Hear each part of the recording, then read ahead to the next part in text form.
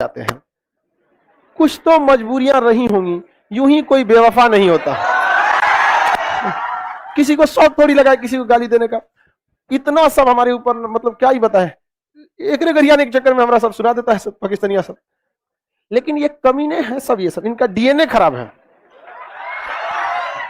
यहां पर ये सबको बस कुछ काम धाम नहीं है, इस सबको बस 8-10 को ब्याह करना है यहां पर। वहां आतंकवाद बनने के कुछ रीजन भी आपको समझाते हैं हम। देश का जब विभाजन हुआ था तो वो भारत ने तो विभाजन करना ही नहीं चाहता था, जिन्ना ने विभाजन कर दिया, मजबूरी कर दिया, प्रत्यक्ष कार्रवाई दिवस लगा के कि हमारी मजबूरी बन गई, भैया आपको विभाजन करना ही पड़ेगा, नहीं विभाजन करेंगे तो समस्या बहुत विकट होती जा रही थी। तो हम लोगों को 1946 में जो 16 अगस्त 1946 जो प्रत्यक्ष कार्रवाई दिवस मनाएगा, उसके बाद भारत ने भी मूड बना लिया कि भैया भगाओ इन सबको यहाँ पे, नहीं तो ये रहेगा सब तो हम लोग को भी क्या कर देगा सर, नाश कर देगा सर, इन सबको भगा देना ही क्या है, सही है। तब यहाँ से पाकिस्तान का निर्माण हुआ, और पाकिस्तान दो जगहों पे हुआ। इधर भी मुस्लिम ज्यादा थे तो ये हो गया पश्चिमी पाकिस्तान, और ये हो गया पूर्वी पाकिस्तान, जिसे आप बांग्लादेश समझते हैं, पूर्वी पाकिस्तान। वो सरदार पटेल की अच्छाई थी, जिन्होंने लक्षद्वीप पर कब्जा कर लिया, वहां 96% मुस्लिम थे सब, यहाँ पहुंचे सब। इन लोग को पता ही नहीं था देश मतलब क्या होता है। ये आज भी उस समय आदिवासी वाले टाइप के थे। यहाँ सेना पहुंच गई किसकी, भारतीय नौसेना। उसके 1 घंटा बाद किसकी सेना आ रही है, पाकिस्तान की। यहाँ कौन सा झंडा लग गया, तिरंगा। पाकिस्तान, यहाँ के पाकिस्तानी आर्मी का कहना था कि यहाँ से लोगों से पूछा जाए कहाँ रहना चाहते हो, गए लोग पूछने पाकिस्तान की इंडिया, कर हम ये रहेंगे। उनसे कोई मतलब नहीं कहाँ रहना है कहाँ नहीं, उनसे आदिवासी टाइप कहते होते। बाद में अभी तो खैर ठीक ठाक हो गया यहाँ पर। तो ये 2 जगह था। तो पाकिस्तान वाले सब जो थे, यहाँ के लोगों को एक्चुअली पसंद नहीं करते थे। इन हरामियों में भी ना, इंसानों में भी कैटेगरी है। ये अहमदिया मुसलमानों को कहते हैं कि तुम मुसलमान नहीं हो, तुम साले पैगंबर हो जो डिसाइड करोगे, तुम कौन होते हो डिसाइड करना। सियाओं को बम मार देंगे, वो अच्छा है खराब है क्या मतलब है तुमको उससे, उसको भी जीने का बम मार देंगे। वहां बैठल है भारत में, सोच रहा है क्या हो रहा है क्या नहीं। तुम अपना देखो, 4 को पत्नी लिया है, तीसरी नंबर किसके साथ घूम रही है। यहां से सुना एगो किसी से नहीं संभलती है, दुनिया भर में और 4 को संभालेंगे। तो सब पाकिस्तान में क्यों ऐसा क्राइम बढ़ता है, रीजन क्या हुआ, रियल में नहीं पता है। बाप को भी डाउट रहता है कि हमरे है कि नहीं, रियल में वहां पर यही, वहां पे एक मेंटेलिटी बन चुकी है उस चीज की। तो वो ध्यान नहीं देते हैं कि आतंकवादी बनेगा, कौन सा आतंकवादी संगठन जानकर, छोड़ो यार हमारा थोड़े मराए। आप अपने बाल बच्चों को मरने के लिए भेजेंगे, लेकिन अगर आपको डाउट हो जाए कि हमारा नहीं है, सबसे पहले भेजेंगे सुशासन, कहीं चल जाओ यहाँ पे, बस वही भेज देता है। ये लोग यहाँ के लोगों को पसंद ही नहीं करते थे, और ये बंगाल भाषा बोलते थे, इन्हें बंगाली कहता था सब। क्योंकि पश्चिम बंगाल पूर्वी बंगाल 1905 में विभाजन हुआ था मुसलमानों के आधार पर, और 1909 में इन्हें क्या दिया गया था, पृथक निर्वाचक क्षेत्र दिया। क्या गांधी जी थे इस समय तक, रहता तो बुढ़ऊ नहीं होने देता, समझ में आगे कि नहीं आ गया, गोल में सम्मेलन में होने दिया। ये चोटे सब इनको नफरत की नजर से देखते थे, और इन पर इतना अत्याचार करते थे जिसका कोई हद नहीं। आप हद तो तब हो गया, चुनाव में इन लोग को वैल्यू नहीं दिया जाता था। ज्यादातर चुनाव पाकिस्तान में आज भी केवल 2 जगह के लोगों की वैल्यू है, सिंध और पंजाब। बलूचिस्तान तो आज भी कहता है कि हम भारत पाकिस्तान का हिस्सा नहीं है। खैबर पख्तून तो पूरा आतंकवादी है, सब बच्चों को स्कूल में घुस के गोली मार दिए थे 3 साल 4 साल का। मेनली उसका 2 ही तो स्टेट है, एक है सिंध, एक है पंजाब। जितने नेता मंत्री विधायक सब आपको कहां के मिलेंगे, पंजाब सिंध के मिलेंगे, नहीं तो पंजाब के। और वो भी पाकिस्तान का पंजाब और सिंध बहुत अमीर है, तो इन लोग की बहुत ज्यादा क्या रहती है, वैल्यू रहती है, दबदबा।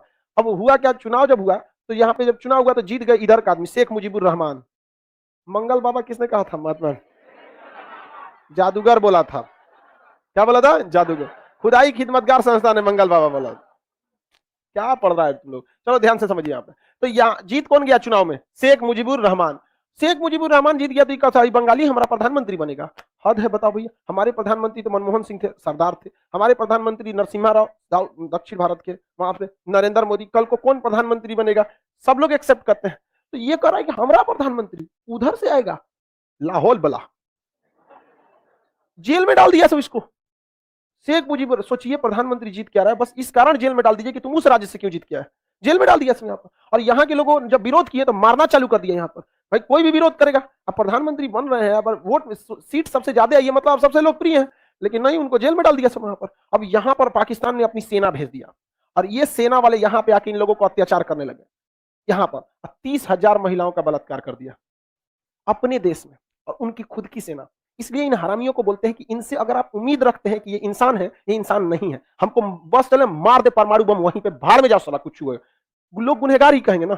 ये हत्या नहीं है, पाकिस्तानियों को मारेंगे तो वध कहलाएगा। रावण की हत्या नहीं हुई थी, रावण का वध हुआ था। तो हत्या इलीगल होती है, वध इलीगल नहीं होता है। इन चोटों का क्या होता है? वध होता है। क्या आप कल्पना कर सकते हैं एक देश की आर्मी अपने राज्य में इतनी हरामीपन पे गिर सकती है वहां पर? और किस लिए?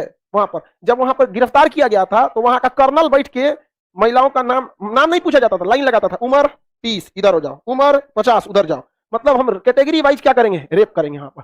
और इस इतना टॉर्चर का हद पार कर दिया कि वहां के लोग हथियार उठाने के लिए मजबूर हो गए। और उन लोगों ने अपनी एक सेना बनाया जिसका नाम रखा था मुक्ति वाहिनी। उनकी सेना का नाम क्या था?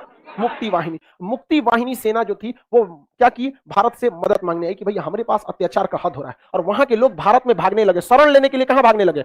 भारत में, कि भैया हमको कहीं भी रख लो, हम यहाँ मरने नहीं आए हैं यहाँ पर। और उन पाकिस्तानियों का क्या कहना था ना कि इनका ब्लड खराब है, हमारे से जब बच्चे पैदा होंगे तो ब्लड अच्छा होगा। अच्छा नहीं होगा, साले तुमसे आतंकवादी ही पैदा होंगे और दूसरा कोई पैदा नहीं हो सकता। आप कल्पना कीजिए कितने हरामी हो सकते हैं ये लोग। और ये जब भारत में आएंगे तो क्या हम वही हिंदुस्तानी है ना जो इनके ब्रिगेडियर की पत्नी, ब्रिगेडियर मारे गए थे, हम लोग युद्ध के मैदान में टेबल लगा के चाय पिला के भेजे थे लोग यहाँ पर। ये सब सोच रेप कर देता सब।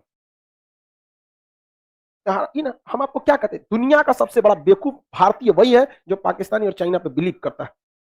कब ये लायक ही नहीं है ससुर, ये सब अपने देश में करेगा। हम लोग तो भैया हम किस डेगची के मसाला, हम लोग को तो जान डाल देगा यहाँ लोग। इंदिरा गांधी के पास ये सब ये लोग हाथ फैलाने आए, मुक्ति वाहिनी के लोग, कि भैया हमारी जान बचाइए, ये चोट्टे हम किसके पास जाएंगे? तो इन्होंने उनसे बुलाया मानिक साहब से, रक्षा उस समय हमारे थल सेना प्रमुख थे मानिक साहब। उन्होंने कह दिया युद्ध नहीं लड़ेंगे, अभी तैयारी नहीं है हम लोग, बरसात का समय है, उधर बाढ़ आ जाता है, ब्रह्मपुत्र नदी ले आ देती है, गंगा नदी ले आ देती है, तीस्ता नदी, महागंगा सब उधर बाढ़ ला देती है, मरेंगे हम लोग। अब इधर अत्याचार पर अत्याचार हो रहा था। वहां पर खुद उन लोग का आंकड़ा है लगभग 3 लाख से ज्यादा लोगों का वहां रेप किया गया था, महिलाओं का, अपनी सेना द्वारा वहां के लोगों का। मानिक साहब इंतजार कर रहे थे अक्टूबर महीना जल्दी खत्म हो ताकि हम लोग अब पाकिस्तानियों पे घेराबंदी करेंगे। आप लोग बिहार के होंगे लाइव वाले लोग, अगर आप नदी के पास के एरिया के होंगे तो आपको आइडिया लगा होगा बाढ़ कितना खराब होता है। बाढ़ में 1 किलोमीटर चलने में आपको 2 घंटा लग जाएगा, चलिए नहीं पाएंगे, उसमें हथियार लेके जाना है, फंस जाएंगे, बहुत सारा दिक्कत आ जाता है, किसी को कोई दिक्कत नहीं। तो यहाँ पर उसके बाद जब ठंड का दिन आया तो यहाँ रेडी हो गया कि अब हम लोग हमला करना है किस पर? बांग्लादेश पर। लेकिन दिक्कत ये था, उस समय पूर्वी पाकिस्तान था, दिक्कत ये था कि चाइना बीच में मत कूद जाए, चाइना बीच में न कूद जाए, क्योंकि चाइना कभी चाहेगा कि पाकिस्तान को तोड़ा जाए। चाइना शुरू से पाकिस्तान का हुआ था, इसलिए भारत ने, इंदिरा गांधी ने एक प्लान बनाया था, क्योंकि चाइना जो था वो रसिया से एक समझौता कर चुका था। चाइना किससे समझौता किया था? रसिया, कि चाइना रसिया से कभी भी इंटरनल मैटर में हस्तक्षेप नहीं करेगा। यही फायदा उठाई इंदिरा गांधी।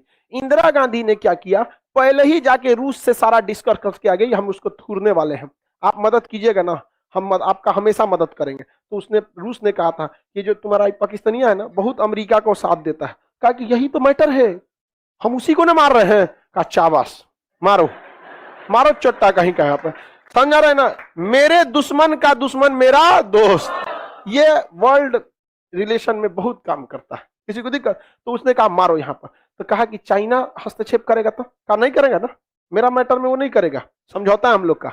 चाइना का हाथ कट गया है। जा 1971 की लड़ाई में अगर चाइना इस मैटर में एंट्री मारता तो उसका किससे विवाद हो जाता? और उस समय रूस छुट्टा साढ़ था 1971 में, कोई नहीं बोल सकता था रूस को, इतना पावरफुल था। तो इधर से चाइना का मैटर तो खत्म हो गया यहाँ पर। अब भारतीय नौसेना, वायुसेना, थल सेना बहुत एनफ थी किसको मारने के लिए? पाकिस्तानियों को। और उसकी अपनी फौज थी, क्या था? मुक्ति वाहिनी। मुक्ति वाहिनी को हम लोगों ने हथियार दिया, सेना दिया, ट्रेनिंग दिया, सब चीज, और यहाँ पे एंट्री करा दिया। और चारों ओर से किसने घेर लिया? थल सेना ने। थल सेना ने चारों ओर से घेर दिया, और ऊपर से वायुसेना